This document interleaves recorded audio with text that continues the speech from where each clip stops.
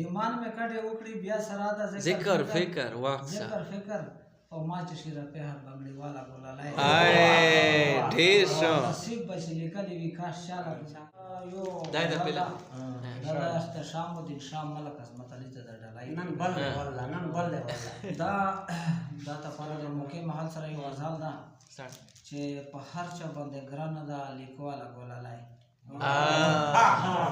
هر چا باندې ګرانه ده لیکواله هر چا باندې ګرانه ده لیکواله ګولالای نصیب به چې لیکلي وي کاش چاله ګولالای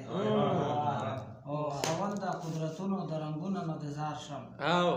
خاونده قدرتونو د رنګونو نه د زار شم سرسبز شاداب غواړم ملاله ګولالای کاش چاله ګولالای ډېر ښه ده هغه خلک به ولې په دنیا کې خوشحال نه وي نصیر صاحب هغه خلک به ولې په دنیا کې خوشحال نه وي چې خاندې ورته ناسته وي خواله ګولالای ډېر ښه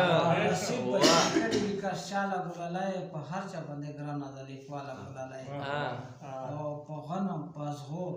په یوه دیدن پسې پرخار وي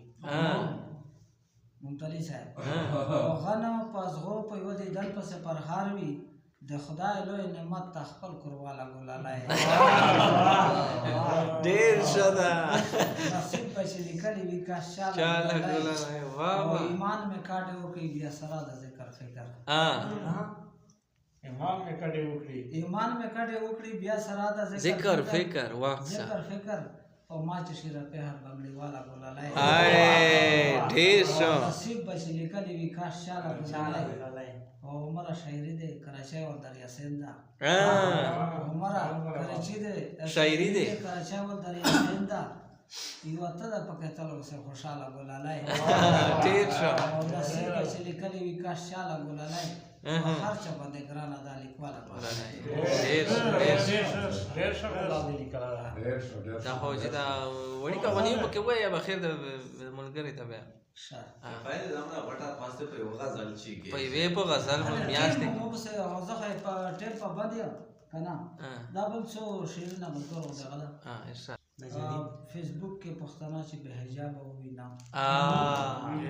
فیسبوک کې پښتانه چې به حجاب ووینه په ژوند کې دا خبره زه عجاب ووینه او دا که بعضې مجبورۍ دي خو د ډېرې خو مستۍ دي که بعضې مجبورۍ دي خو د ډېرې خو مستۍ دي دا بعضې بې پردې خو بې حسابه ووینه ژوند کې دا خبره زه عجب ووینه او د وخت وزیر اعظم ځواب کوای شو په میدان د وخت وزیر اعظم ځواب کوای شو په میدان ځان ستا مخکې جانانه له جوابه ووینم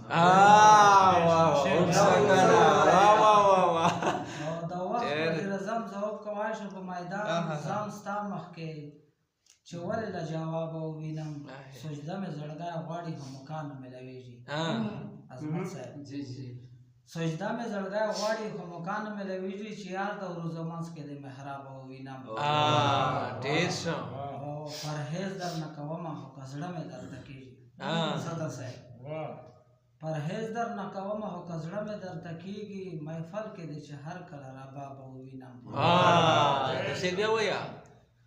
او پرهیز در نه کومه خو که زړه مې درته کېږي محفل کې دی چې هر کله ربابه ووینم